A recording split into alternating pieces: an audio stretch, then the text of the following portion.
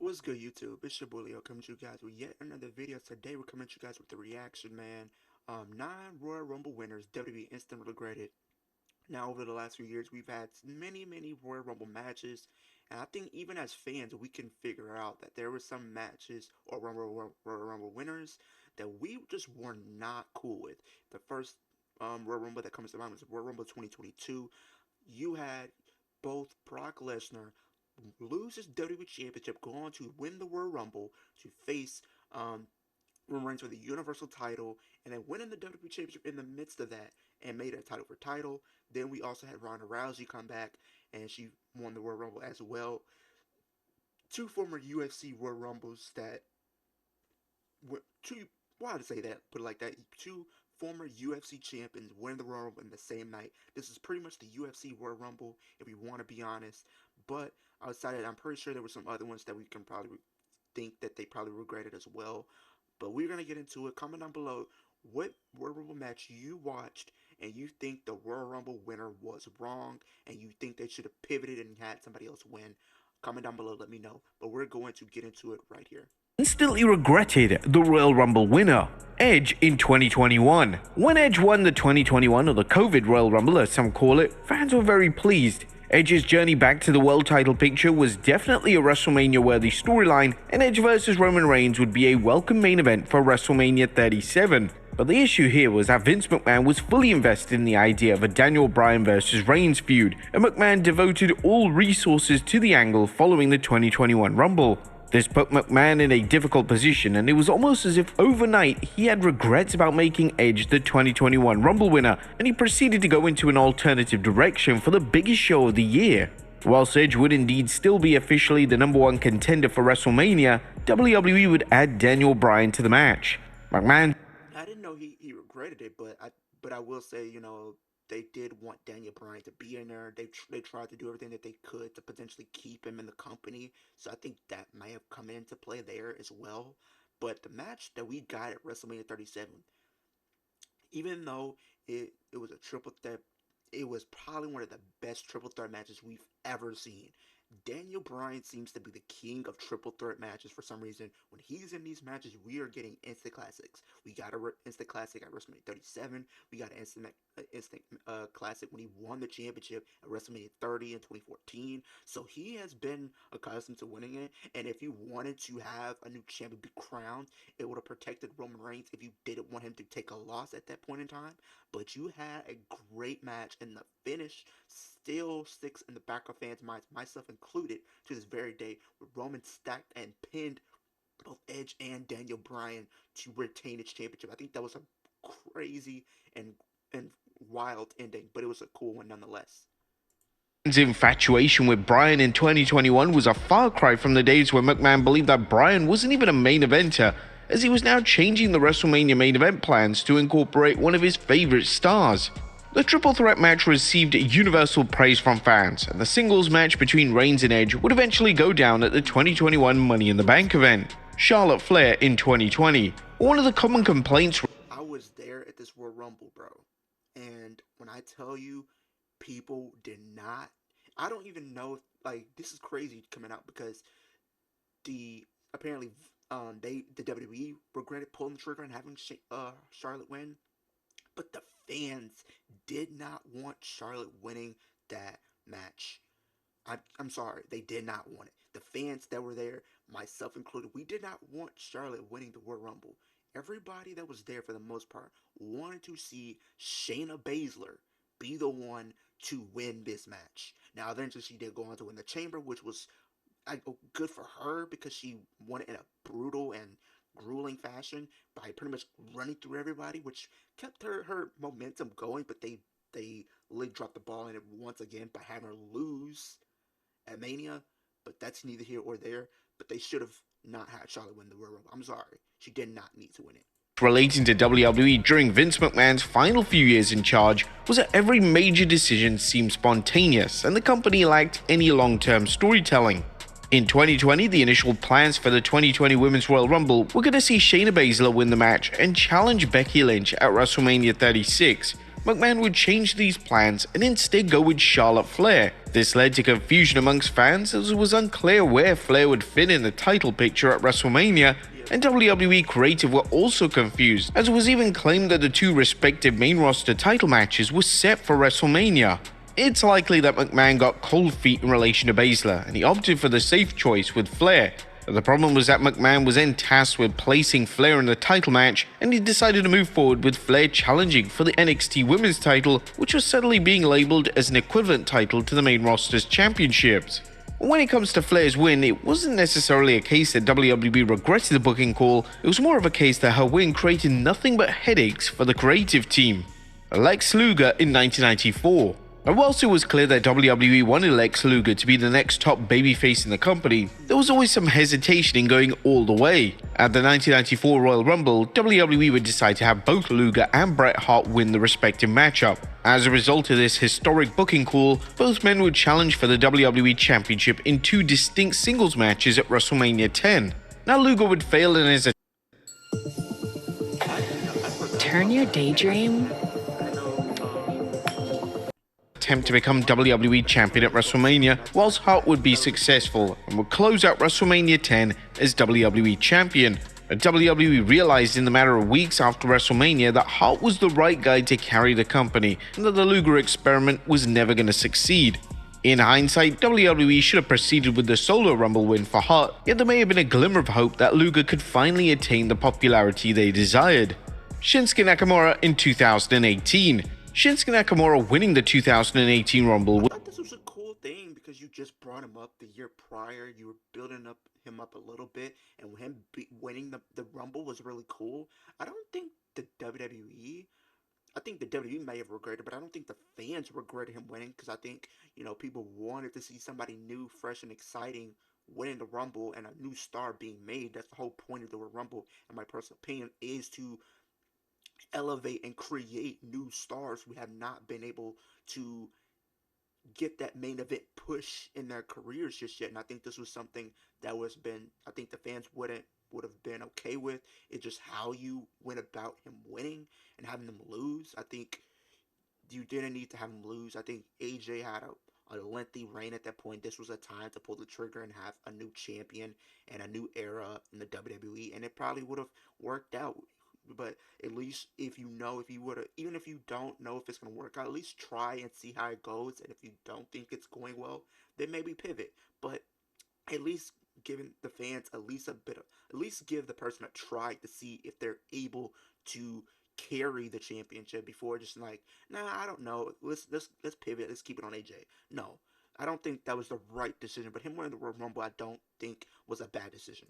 Was a huge deal, and it was a sign that WWE were going to push Nakamura heavily as they approached WrestleMania 34. Nakamura vs AJ Styles was a certified dream match for WrestleMania 34, and fans were convinced that the match was destined for the main event slot.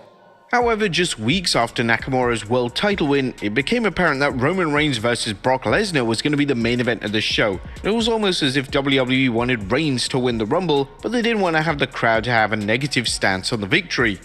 This theory was supported by the fact that Nakamura didn't win at WrestleMania, and he never managed to capture the WWE title in his numerous attempts throughout 2018. Rey Mysterio in 2006. There were a lot of staff members backstage in WWE that were fully behind a Rey Mysterio push in 2006. Mysterio was insanely popular, especially with the younger demographic, and a lot of internal people in WWE believed that Mysterio had the tools to be a main event star. The one man that didn't share this belief was Vince McMahon. McMahon didn't believe that Mysterio had the size or stature to be a world champion, and when McMahon reluctantly agreed to have Mysterio win the Royal Rumble, it took literally days for McMahon's regret and resentment to come out via Mysterio's booking. He would often look like a joke, and WWE fans had a tough task in taking him seriously in the role due to this backwards booking. The same can be said for Mysterio's eventual title win. Although Mysterio won the world title at WrestleMania 22, it was against McMahon's vision, so McMahon decided to book Mysterio as if he was a total afterthought. Ronda Rousey in 2022. WWE was under the impression that fans would be delighted to see Ronda Rousey return at the 2022 Rumble. Whilst granted Rousey's initial pop was impressive, the fans lost interest the moment she began to wrestle, and as her in-ring work had dramatically regressed, and she looked completely lost in the match. Rousey would win the annual matchup, which was heavily bashed by fans, as was seen by many as Sasha Banks' year to finally win the Rumble and challenge for the women's title at WrestleMania. It was also reported. Yeah, I'm not gonna lie. My person the woman that should have won this was Sasha Banks. Sasha Banks should have won the 2022 Women's Royal Rumble. I'm going to continue to stand by that to the end of time. She should have won. It was her year to win it. She just came back. This would have been a great way to catapult her back into the main event title scene. And she proved that she can have a compelling match. Look at what she did the year prior at WrestleMania 37. Her and Bianca had one of the best women's matches probably of that entire year. And this would have been a great year to have her go in and potentially be a champion once again. But that wasn't the case. She could have rehashed her feud with Bianca. Because I think Bianca was the champion at this time. So you could have done it. So there was no excuse. That WWE didn't have Rousey's WrestleMania plans locked in, which was baffling, as why on earth would you book a wrestler to win the Rumble if you don't know what their WrestleMania direction is going to be? Rousey's booking was truly bizarre leading up to WrestleMania 38, as it would be hard to tell if she was supposed to be a babyface or a heel, and her eventual WrestleMania match with Charlotte Flair wouldn't be at the level fans expected. A key indicator that WWE regretted going all the way with Rousey in terms of the Rumble win was the fact they booked her to lose at WrestleMania, and it definitely felt that they were making up their creative as they went along. Alberto Del Rio in 2011. John Cena. This one right here, Alberto Del Rio, did not need to win. I think the thing with him, they were pushing him way too heavy. They pushed him way too heavy, and too early, if you want to be honest. I don't think he needed to be in that position at that time. If you were going to do something with him, maybe wait another year and give him that whole year of 2011 to build himself up as somebody that can be in the main event scene. But they just chose not to. So it kind of showed over time because he didn't even win at that Mania, I don't think. I think the person that should have won this one was CM Punk. CM Punk should have won 2011's Royal Rumble. I think he was the Iron Man in that match. Yeah, you should have just had him win that Rumble.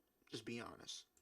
Cena was a firm favorite for the 2011 Royal Rumble win. Fans knew that Cena vs. The Miz was planned for WrestleMania 27's main event months in advance. It therefore came as a somewhat welcome surprise that WWE decided to go with Alberto Del Rio as the eventual winner. Whilst they were high on Del Rio from his initial debut, based on his booking following the win, it was a given that he would be walking out of WrestleMania 27 as world champion, and WWE were evidently still unsure if he was ready to be a main eventer. WWE would also place his eventual world title match against Edge in the opening slot of WrestleMania, which was perhaps a sign that WWE had a lack of faith in the matchup. You mastered your mind.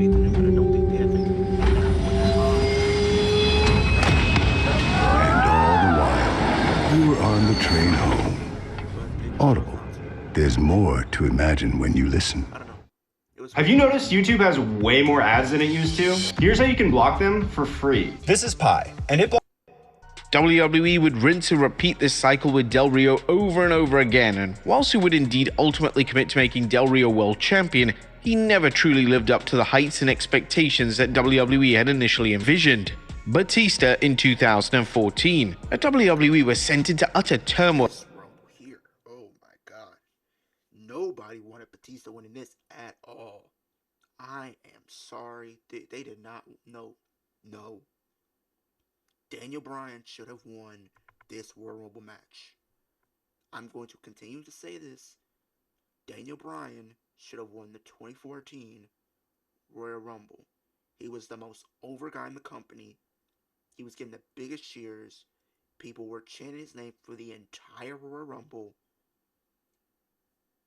WrestleMania 30 is the Daniel Bryan show. Let's be honest. Well, following the 2014 Rumble, not only was a consensus to the Rumble overwhelmingly negative, but CM Punk had walked out of the company, and the heroic babyface Batista, who had been chosen as the winner of the match, would be vilified. WWE fans were set on Daniel Bryan main eventing WrestleMania 30, and whilst they had respect for Batista, they all knew it was Bryan's time in the spotlight. WWE clearly knew they made a fatal mistake, and due to Punk walking out as well as a negative reception to Batista's win, an audible was called and the WrestleMania direction was changed. Batista would still get his world title match, however Bryan would be added to the matchup, and now a new main event of WrestleMania 30 would be a triple threat showdown between Batista, Bryan, and reigning world champion Randy Orton and Cody Rhodes in 2024. Triple H was put into an incredibly problematic position at the 2024 Rumble. Triple H had heard that The Rock may be available for WrestleMania 40. I think even though Cody won, which was a cool moment for him, I'm not going to take that away from him. It was a cool moment for him to actually win back to back. We haven't seen something like that in quite some time. But I think CM Punk was probably going to win the Rumble if his injury didn't occur, and then they probably would have had it. And then I don't know what they would have done with Cody. I think there were plans they were going to put him in the world title picture for the World Heavyweight Championship. So I don't know how that would have been. But The Rock definitely shaked up a lot of things, at least in the grand scheme of things when it came to WrestleMania. Because the original plan was Roman and Rock. People wanted Cody to be in that match so much, so they had to pivot. You could have maybe made a triple threat match, possibly. But they end up going with Rock and Roman teaming up to face Cody and Seth, tag team, and then Cody, Roman, night 2. It was poetic, I will say that, but I can see what they were trying to go for, but it just wouldn't work just because the fans were not going for it. And if this was indeed the case, Roman Reigns vs. The Rock was set to main event night 2 of the show. However, the game had penciled in a Cody Rhodes Rumble win, and the game was intending Rhodes to finish his story at Mania. Just a matter of days after Rhodes' win, The Rock confirmed his availability to WWE, and his match versus Reigns was now on. This meant that Triple H had given the Rumble win to a wrestler that wasn't even going to be able to fight for the WWE title on the grand stage, and this would no doubt have given him sleepless nights. According to Triple H, he believed that having Rhodes lose the Rumble match would damage him, and he wanted to move forward coming out of that Rumble win. From The Rock's side, his camp believed that the easiest thing to do was to have CM Punk win, but even if Triple H went down that route, it would have led to issues, as Punk was greatly injured at the Rumble and wouldn't have even made it to WrestleMania. WWE would come up with this angle on SmackDown where Rhodes would give away his WrestleMania spot to The Rock. The angle turned into one of the most detested angles in WWE history, and the fans were close to rioting. Due to this, the plans changed and Rhodes vs. Reigns 2 would come back into the picture, whilst The Rock would then turn heel. Whilst this was a WrestleMania setup like no other, it created some of the most exciting television imaginable leading up to WWE's annual spectacle. But there you have it, folks. 9 times WWE instantly regretted the Yeah, man. Yeah, that whole thing shaped up to probably one of the best storylines ever told in WWE history. With, Rock turning heel as a result of that, and Cody wanting to finish his story, him winning the Rumble, and then saying, I still have the Royal Rumble victory, so I could choose whatever champion I want. He chose Roman, and it created for some compelling television. Let's be honest, The Rock, Roman, be on the same side, and they both were some big draws in their own right. It created for some compelling television, let me tell you. But comment down below, like I said earlier in the video, comment down below, like I said earlier in the video, what winners from the Royal Rumble you think you regret seeing. Do you think they should have pivoted to someone else? Let me know in the comment section down below. I'm gonna try to get into I would love to hear your thoughts and opinions. Super kick that like button, helps my channel get pushed across the platform. Superman punch the post notification bell and spear the subscribe button. Takes 3 seconds out of the day to do those 3 things for me. Helps in the progression of my channel as well. We're on the road to 600, but the ultimate goal we're trying to reach by the end of 2025 is 10K.